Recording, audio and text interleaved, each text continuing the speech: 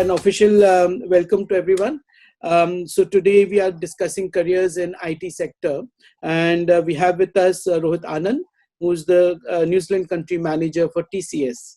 So for those of you who are not acquainted with TCS, it's the full form, short form of Tata Consultancy Services, which is one of India's number one IT conglomerate and multinational, India-based multinational for the IT sector. A bit about Rohit before he starts.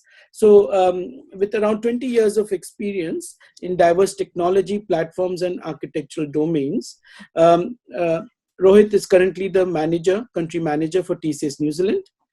Rohit was country manager of Tech Mahindra before this, and prior to that, he was the regional head for Capgemini ANZ.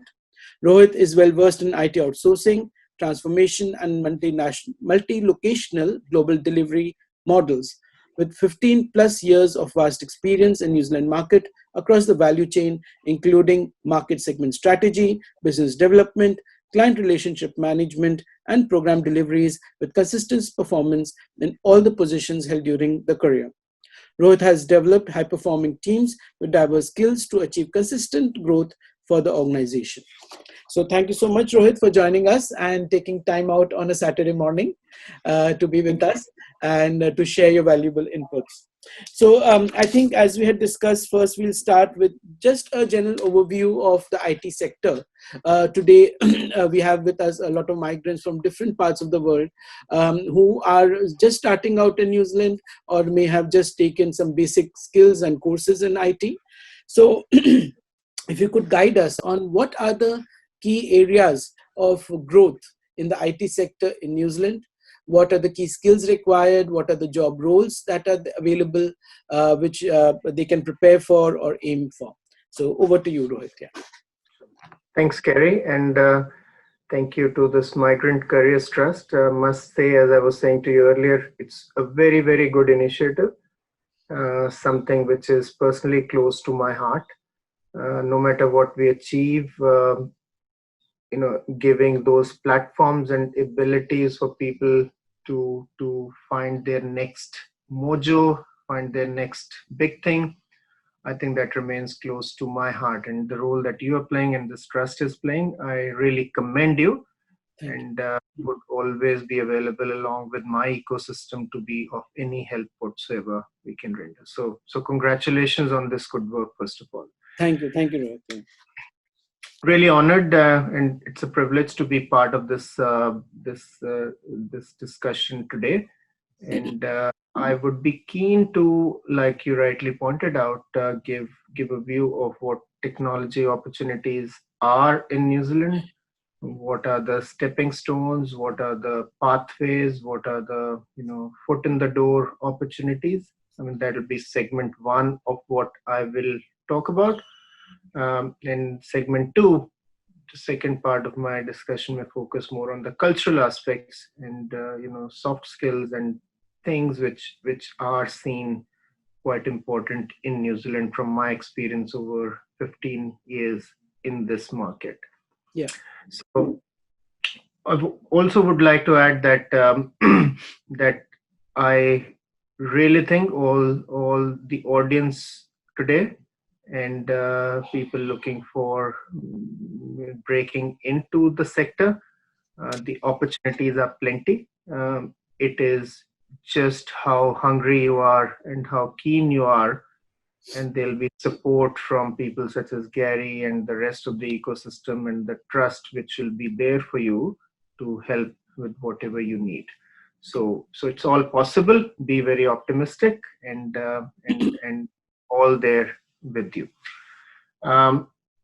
So just to give a quick view on the opportunities in this market, and as again, I'm not aware of the skills and the starting point where you are at with your training, education, certifications, etc. So excuse me if I generalize it a bit too much, but the intention is to give you a broader view of what New Zealand market and opportunities are all about. New Zealand is a very innovative ecosystem, very innovative country. country from a technology point of view, more specifically. Yeah. Technology is the third largest exporter and from New Zealand, and slated to be the top exporter in the coming years. So that gives you a view as to how critical technology is and the potential opportunities are to the New Zealand ecosystem. When I say innovation, New Zealand innovation is world known. Um, there are companies from New Zealand which have been adopted by markets all over the world. So very thriving innovation ecosystem. The only thing that does not happen at times is how they market the innovation to the global world, and I think that is an area of vast improvement which can make people more aware as to what New Zealand innovation ecosystem is. What kind of opportunities customers are looking at, what businesses are looking at as TCS, and as my experience in this market, working with corporates, banks, telcos, government, local councils, increasingly digital skills. I know it's become a sort of a cliche now, but remains relevant that everything is digital. Yeah. Automation, artificial intelligence, these are the skills which are not going to go out of fashion. You take any industry, be it health, education, banking, telcos, every industry will have relevance of these skills. Um, to to step back and look at more entry points, while these are good buzzwords and everyone knows it, I'm not talking anything which is rocket science, Yeah. but in terms of foot in the door skills, there are still skills such as infrastructure skills, help desks where you resolve some of the issues, the fixes, the L1, L2, L3, L4 as we call it. L1 being the more urgent fixes, L2 being relatively less urgent, and so on and so forth. So there are enough opportunities, and if you look at websites such as seek.co.nz, you'll find the listing of such skills and will give you a view that those are relatively low-end skills, but they remain relevant in this world of digital, if you like. Okay. Uh, the the other skills, infra skills, broadly speaking, after digital remain quite relevant, and there are a range of segmentations in those skills which we can deep dive into, and happy to connect all of you with the experts in that area should the need Sure. arise. Sure. Free to make a note, and if that is of interest, then I can rope in the right experts for a discussion with you via Gary. So, Uh, just a question that related to these skills that you're saying, what would be the top 5, 6 job roles or job titles a new migrant can look at, as you rightly said, as a starting point? Sure. As a starting point, like I said, help desk support is one area of skills.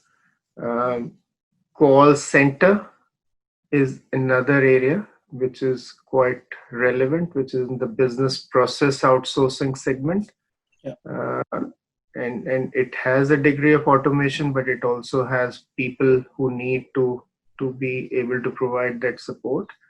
And countries such as India, Philippines have thrived in that sector, in that area. So that's the second one. Third, if I may mention, which is slightly more uh, more um, more up one or two levels, is the testing software skills. Okay. So software testing, software automation, those are skills which are relatively easy to learn, Okay. slightly more technical than the help desk support, but once you get some training for a month or two on manual testing, automated testing, and writing test cases, those are the skills which are in heavy demand in Yeah. the New Zealand market. And to give you a context, at least $4 billion is spent in software testing alone Wow. in New Zealand market. Oh my God. Okay. Yeah.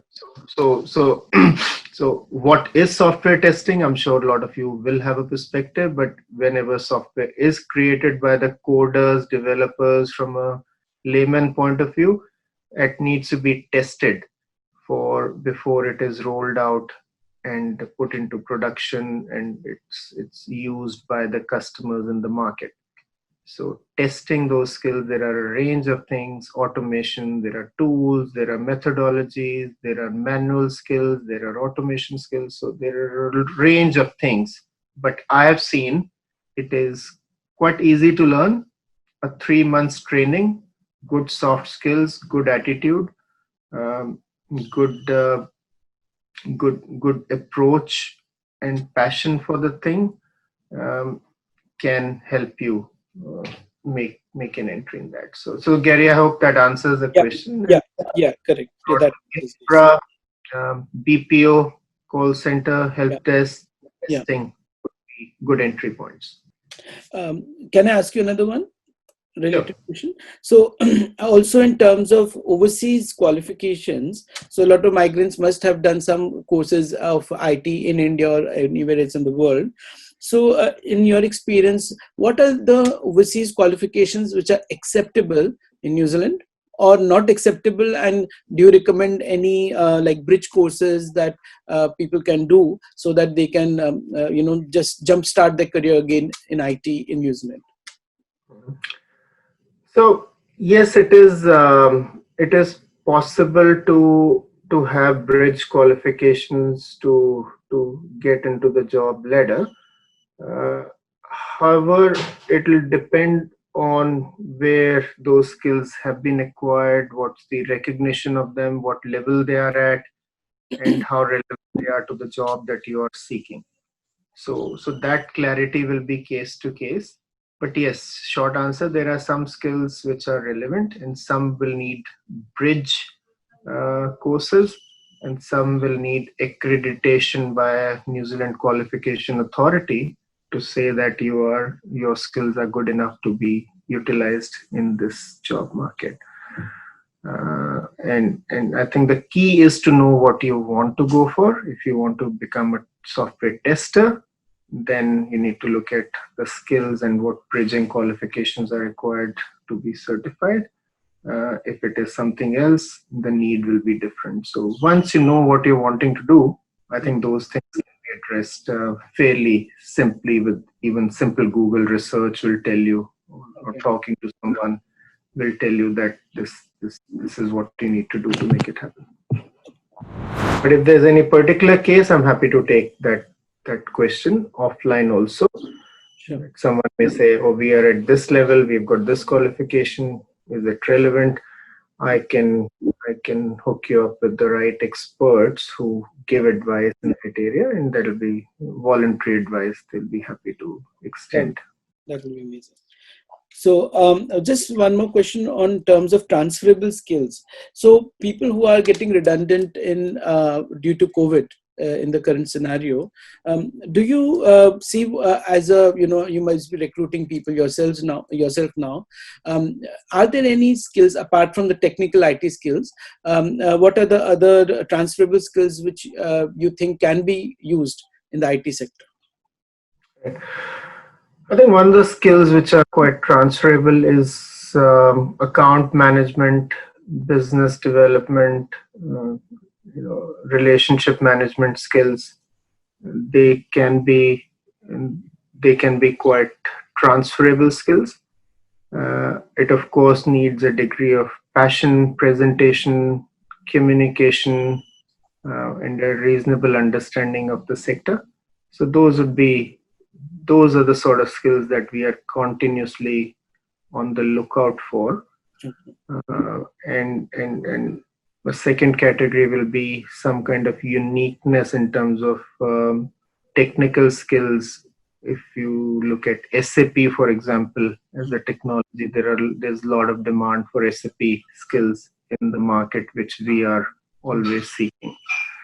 So those are the transferable skills, and every skill can be transferable depending on how passionate you are to Yeah. get Yeah.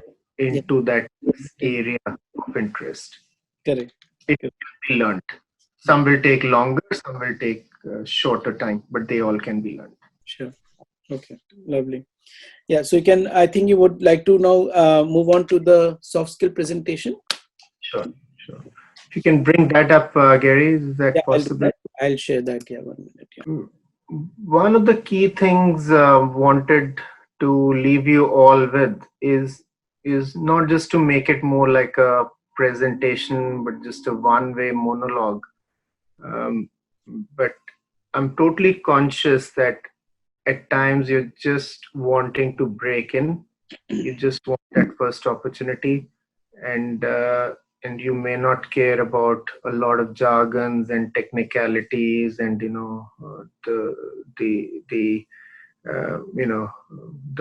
the big picture thing. So I'm totally conscious of that, and in that sense, the pragmatism, practical advice, connecting with the ecosystem, the people and experts in different areas to handhold you and help you get onto that ladder is very, very important. And I'm totally conscious of that. So while I covered very broadly with no insight of where your skills are at, the part one was more of the sort of skills that are in demand and will be in demand.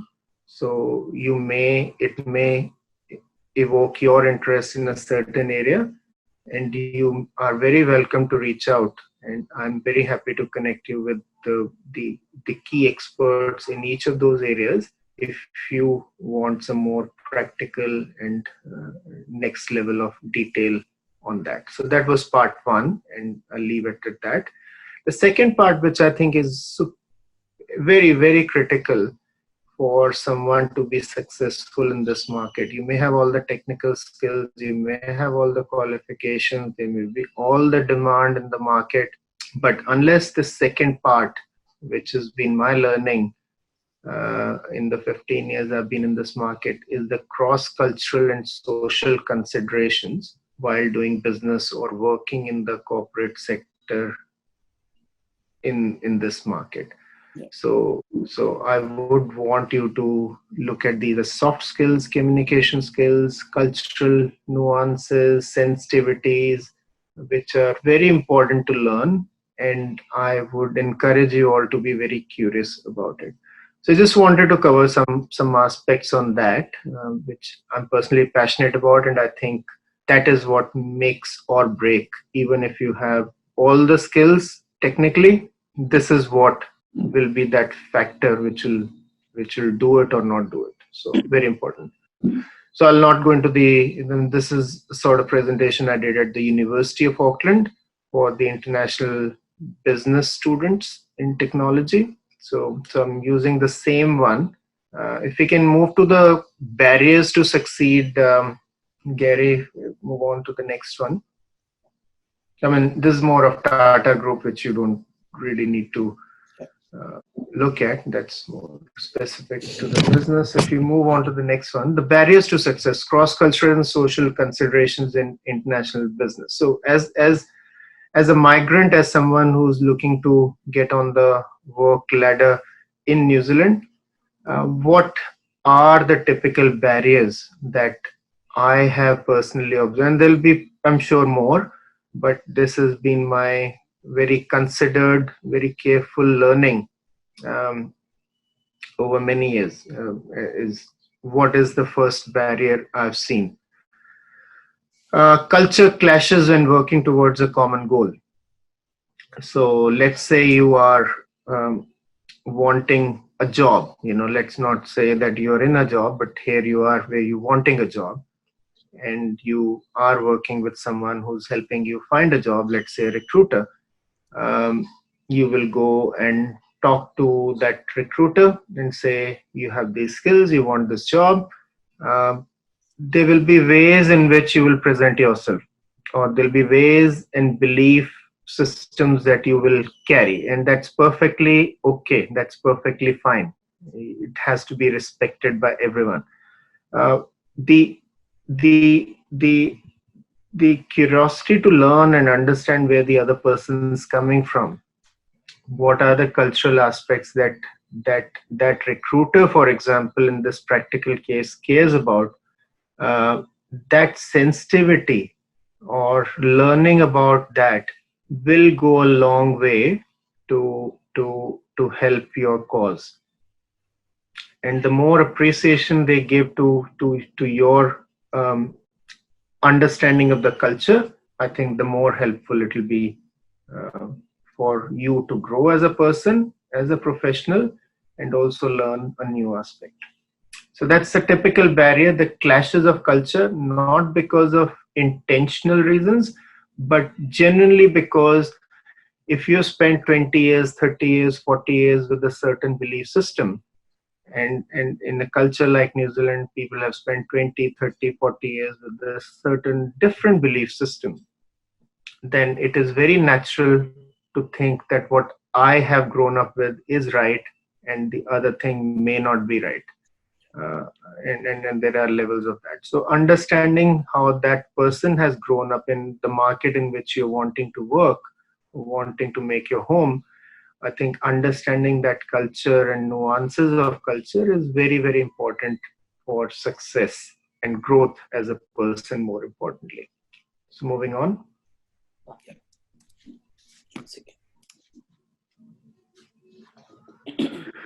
Barrier to fixed ways of thinking, again quite related. If you and I have grown up in a different culture, like I was in India until I was 25 years old, so I may have a thinking pattern that was that this is right and this is wrong, or possibly right, possibly wrong, different levels of it. The more fixated your ways of thinking are, the more the barrier stands up in your path of progress and growth. So I think very important to be conscious of it and then understand what is that fixed way of thinking that is possibly clashing with another person's way of thinking. And just that understanding and awareness is good enough for a start. Rest of the experience will only come with the time you spend. Just a starting point of awareness that, that this is my way of thinking and the other person's way of thinking is different on this aspect. And that consciousness is good enough. Moving on.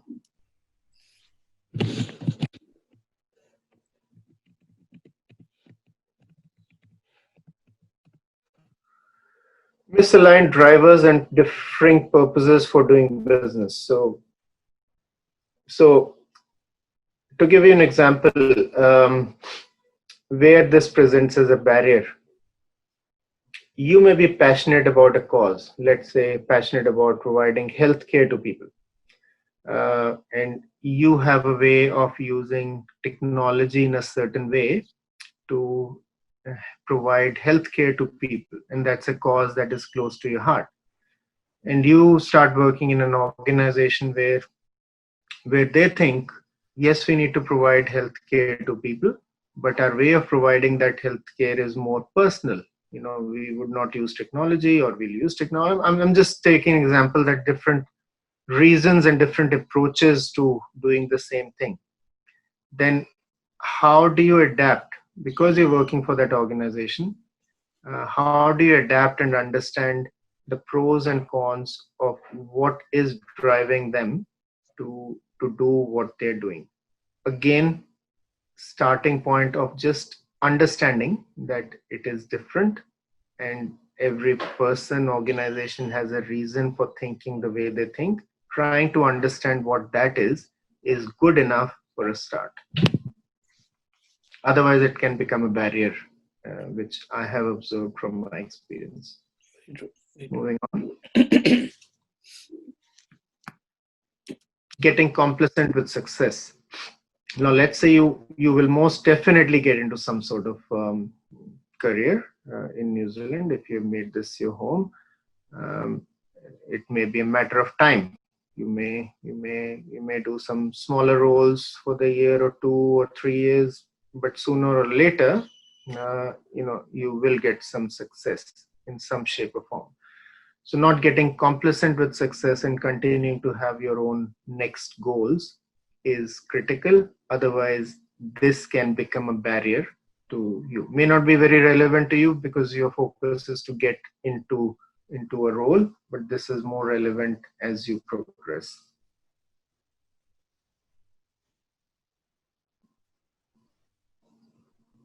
Moving on, Kerry.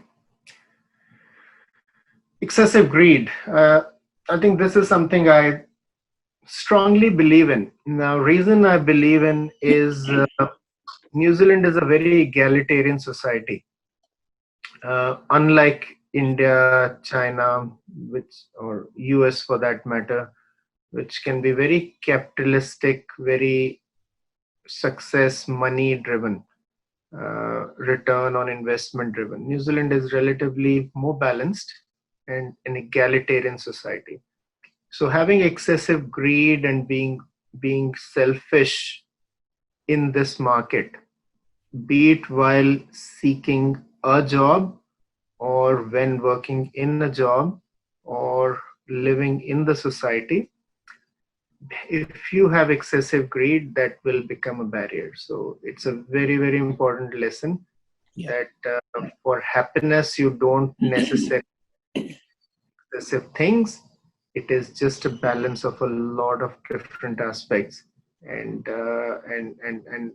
while people may want to have a lot of material things, a lot of money, a lot of resources, to think that that will help them be happy and they want that, that will be a barrier which will present itself if that is not carefully considered and balanced. So succeeding is good, but just having excessive greed, which is selfish, can backfire and can present as a barrier. So very important to be at least aware of it.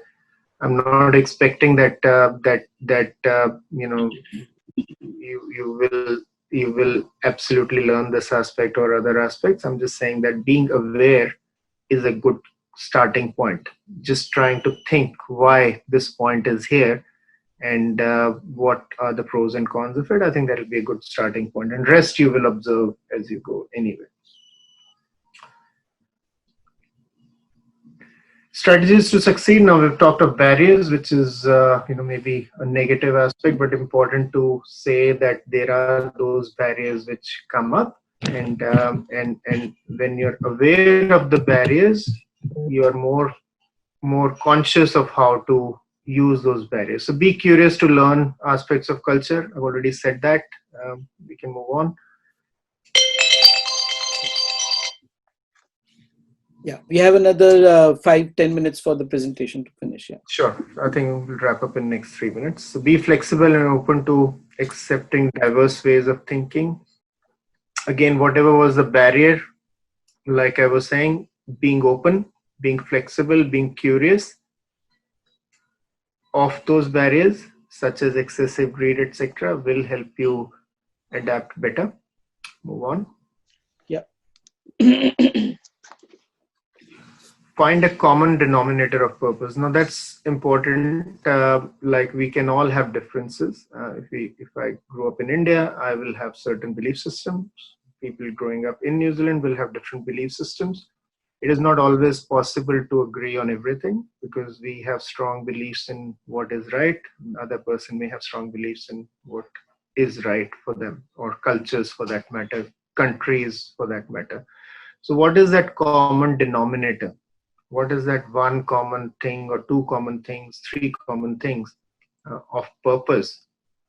Finding that and agreeing on that, I think, is a very, very successful way and strategy to overcome any clashes. Because if we keep focusing on what are the differences, we will never find what are the similarities to succeed. So being careful of, conscious of finding that is very important.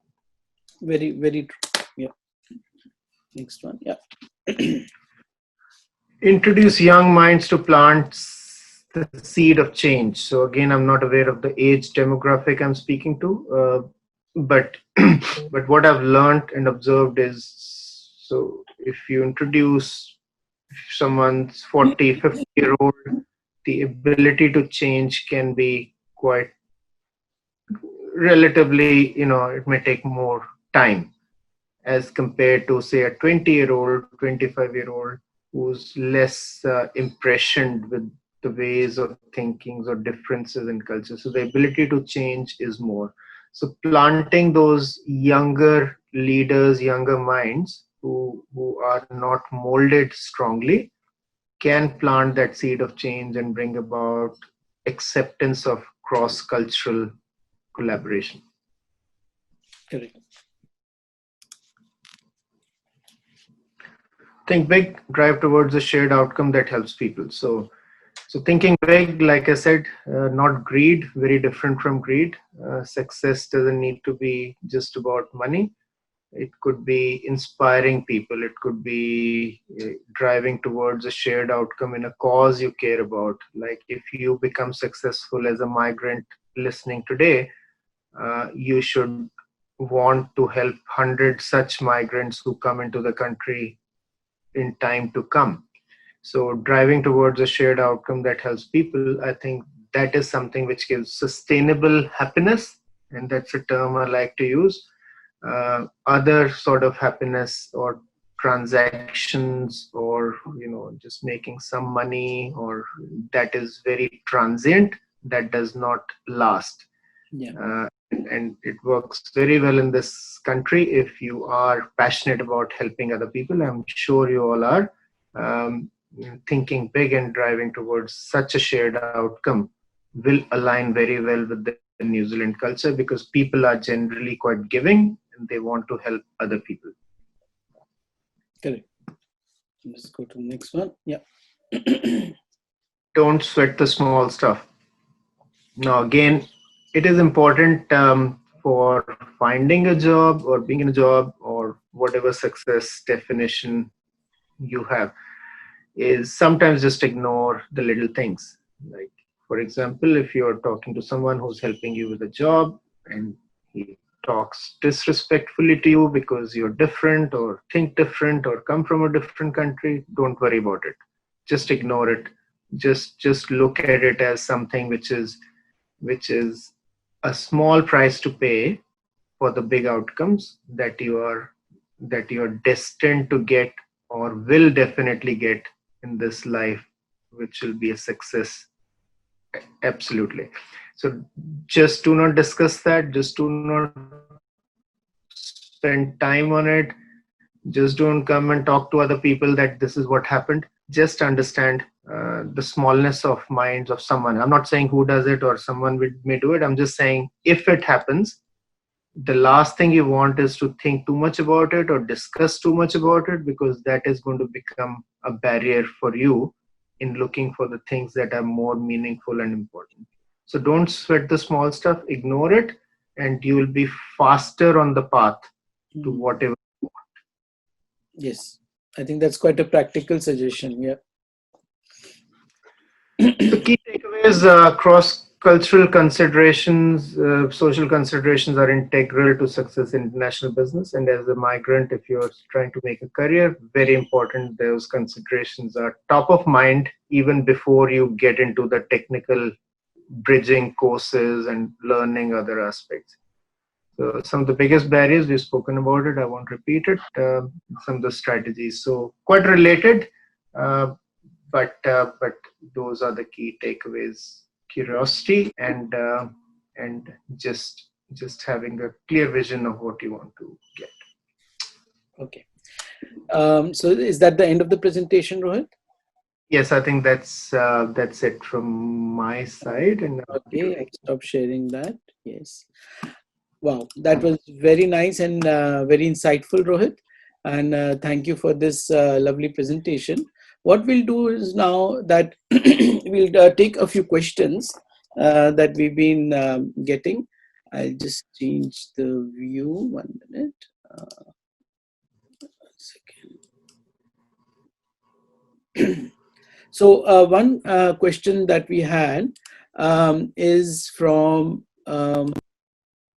One of the questions we have been getting is an anonymous attendee. He says that I'm having 16 years of experience in IT project management in terms of delivery and other aspects, but still struggling to get a break in this part of the world. So would appreciate if you could handhold the same. So any tips, any tips for him? Sure. Well, it's not unusual. I think it's quite a normal scenario. You have 16 years of experience in, I'm assuming, different market, somewhere else. Yeah, I think somewhere else. Yeah, outside of music. Somewhere else, right? So I think of it from, and I totally empathize with that, and I will come to how to handhold and how to give some practical um, steps to do that. But think about it, what's happening in the minds of the person looking to hire. Um, so they have options of someone with 16 years experience here or 10 years experience in New Zealand versus someone with 16 years experience or 10 years experience elsewhere. So as an employer, they will think, should I go out of the way to have a learning curve of 1 year by the time that person understands how the business is done, how the soft skills, cultural aspects are learned, or should I just go with the safe option where it is ready to roll on day one? Okay. So I think that's the reality, and that's something which should not be kind of ignored. One should be cognizant of that. So that's what's happening. It's no one's fault. No one's deliberately doing it. Yeah. It is just very natural. And even if I'm hiring, there are times which I absolutely go with the same thinking that let me hire local because I want a client facing person which will be less learning curve versus the other. So coming to, so first of all, don't blame anyone. Don't say that, there's bias and all that. That's very natural. It is nothing wrong. It is just a business reality. Reality. Yeah. What can you do about it is, first of all, get into that ecosystem of similar people. Let's say you're a migrant from India or China, wherever. What is that group of people, that ecosystem of people who are in similar roles? Forming such a group of friends who have done this maybe 10 years earlier, who have been in similar situation as you. I'm sure there'll be plenty. How do you create a group which gives you those little tips and tricks of how to go about it? Creating a powerful CV, getting solid references of people, be it overseas or the people you interact, lining up those personal references from locals or people who've been in this market and say, I vouch for this person on qualities of dependability, loyalty, integrity, essentially beefing up your presentation of why you should be considered when you are asking them to close the gap on local versus a migrant 16 years experience. Correct. There is a similar question again. I'm sorry to interrupt, but maybe you can join that with this. And it's from Anna saying that I have experience in IT industry in my country and trying to look at opportunities in New Zealand. Suggestions on how to start. So I think it's the same thing on how to start. Your search. And one related thing, if you can also talk about, it's always a chicken and egg story. You don't have a local experience and you can't start, and you can't start experience. So how do you break that scenario? And also, like you very rightly said, try and get into that ecosystem. So which I think by which you mean get into networking and trying to know those kind of leaders or managers. So any tips on, especially in the IT sector, what are the go-to places in New Zealand for IT sector meetups or catch-ups and networking as well? Okay. I think one practical thing we can do is, let's say I've got 10 people with different skills who worked for me over the years, and they're keen to help you get started. Then creating a group, I'm happy to consider that and work with Gary and the trust to say this is a core group you can connect. So rather than you Yeah. running around and trying to find that group and other people are busy with their lives and not interested, can we present that set of 10 people to you who can be your go-to people for any smallish advice and challenges you may be facing and how to overcome it. So I Okay. think that'll be more practical Yeah. rather than you going around and looking for people and sometimes get discouraged that other person's busy with their lives and they're not even interested in advising me. Yes. So, Yes. so I think that'll be practical of how to get started. And those people would have been there, done that, and they will know exactly where to start. And then they will tap into ecosystems such as us and plug into, where the demand is coming from, when it is coming in, and they will say, oh, this person's got this quality, you can depend on it. I've seen it personally. The referenceability and credibility increases. Increases. Yeah. with, No, that's uh, that's very gracious of you, Rohit. And that's a lovely idea. And maybe after this webinar, we can talk of starting our own IT meetup group. Also, in terms of just a quick thing, that any existing groups you are aware of which you can recommend people, or any websites they can go to find such networking groups for the So I IT? think for finding the roles and skills, Seek is a good start.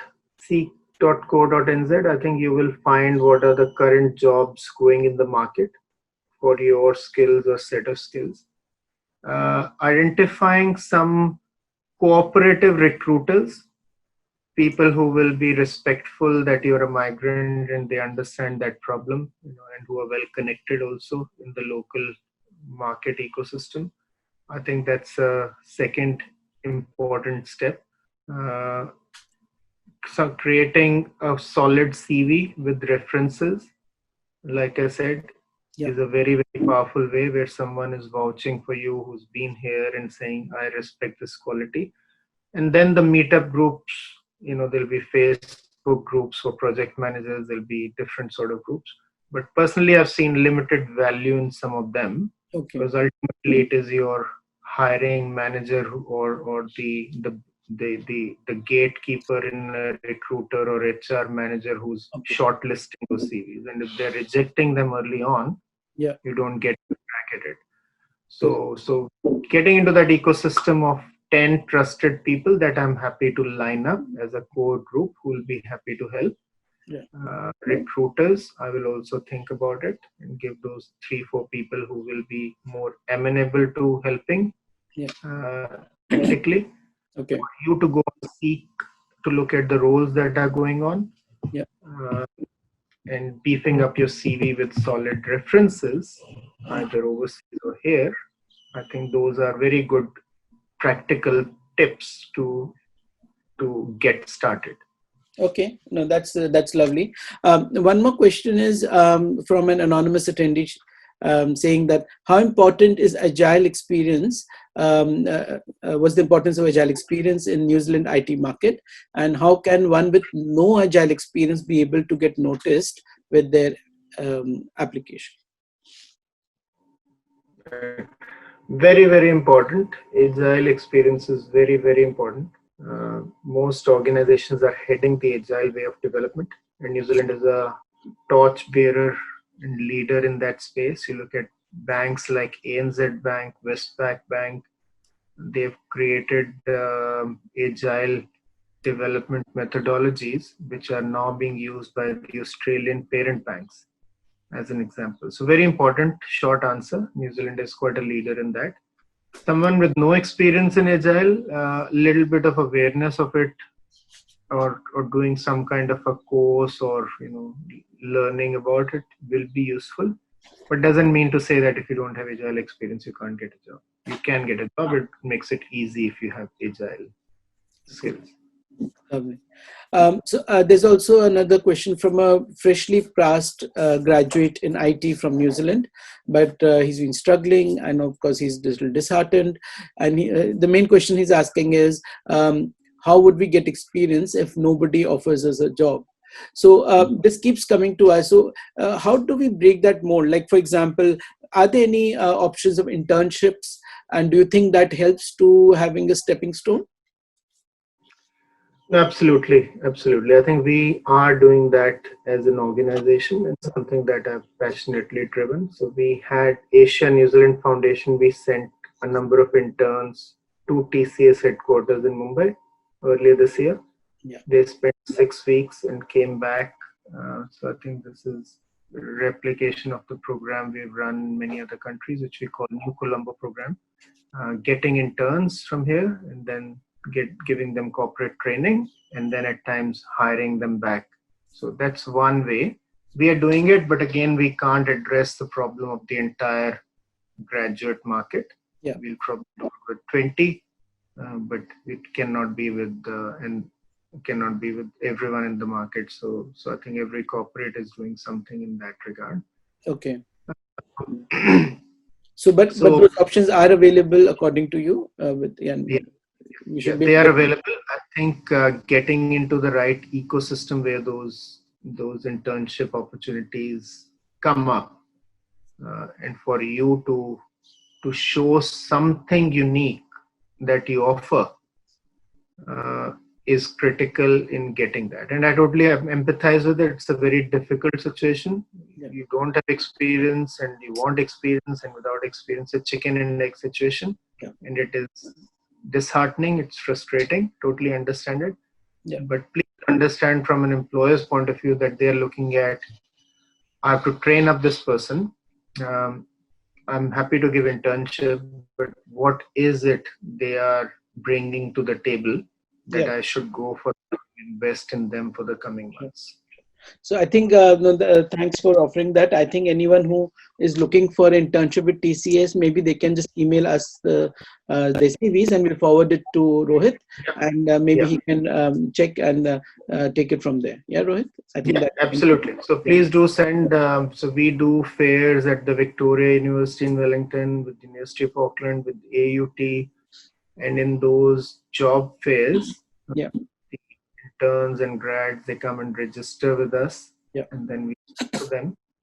I'll pass on to our HR teams to shortlist and look at your.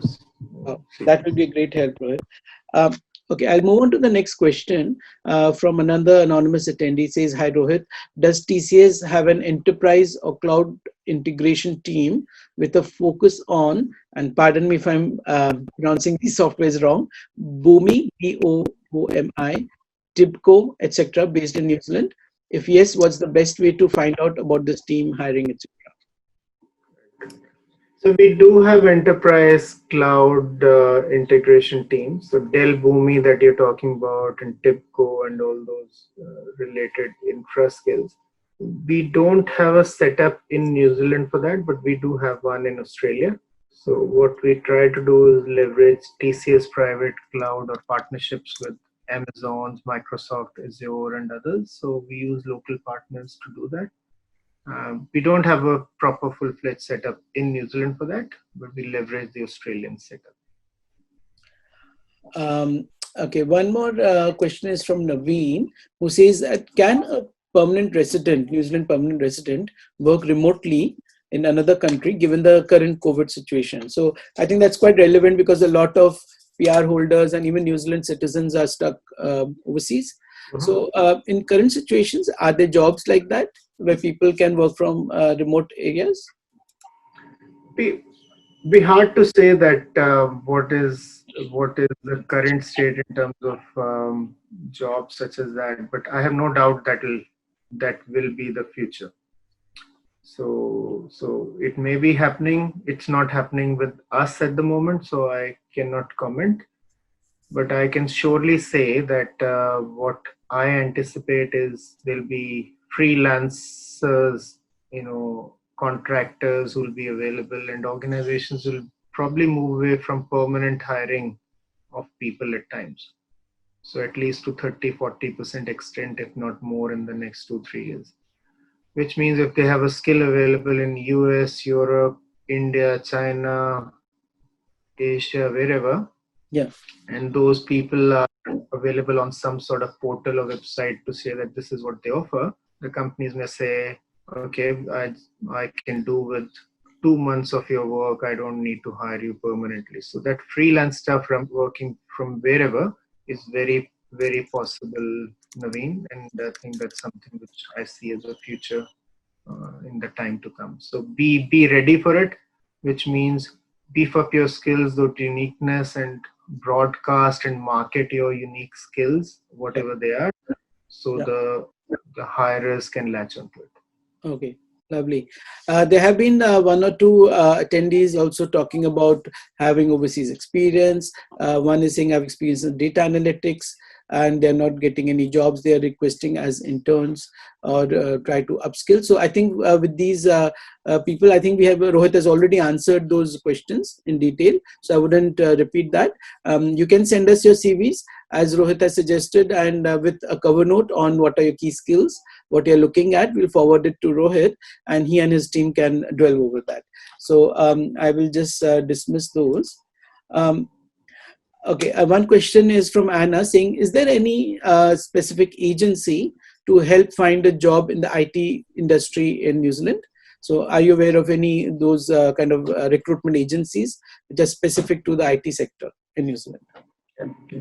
There are plenty of them specific to IT sector and specific to different areas within the IT sector as well. I can name many. The big ones like Robert Walters. There are Mapper. There are Hayes recruitment. So they all have segments of IT recruitment. And then there are specialist recruiters who recruit only for testing skills, for example. So there are, short answer, yes, there are. What is important in your case is to find those who are very willing to help and handhold through that journey of recruitment cycle for you, rather than judging and saying you have no New Zealand experience straight away and creating that perception in their head. That becomes very hard to change. So while there be 20 such agencies, I would suggest you look at, or I'm happy to recommend, or look at those ones who have helped the migrants, especially in the past. There'll be 2 or 3. So you can do your own homework, and I can also look at who are the ones who specially help such cases. Okay, thank you for that. I think we'll just take one last question because we're going to come to 12 o'clock now. So what would you, this question which you have actually briefly answered earlier, but a quick recap on, question is, what would you learn if you started from scratch today in the Oz or New Zealand market? So I think that comes back to what are the key IT skills which are relevant specifically for the job market today for starting. Yeah. Okay. I think I've mentioned that at the outset. You can look at broadly, like I said, cliche digital skills, automation, artificial intelligence, data analytics. There would be help desk skills, call center skills, and testing skills. Yeah. So in these 5 or 6 areas, the chances of you going wrong will be quite limited. So I think any of those and there may be 3 or 4 others also. I'm not ruling them, but I'm just saying that from my experience, what I've seen, these are the skills, agile skills you can add to that, are high in demand. Perfect. In the Indian market and also in Australia, which is fairly similar in terms of the skill set. Okay. I think that should be good enough to wrap up our discussion for today, Rohit. I would like to thank you on behalf of the Migrant Career Support Trust to take out time and sharing your valuable feedback, and what a wonderful list of things to do you've given us, and for all of us to dwell over, to think over. To all attendees, thank you so much for joining us. And also, as Rohit has very kindly agreed, you can send your CVs to email us. You have my email ID there, and you can, we'll forward it to Rohit, and there are no guarantees, but I'm sure at least he's taking a genuine effort in trying to reach out to their HR departments, and we will be in touch with you and let you know in case we start a meetup group, and those things will be there. In the meantime, I would request everyone to keep in touch with our social media. Our website is migrantcareers.org.nz.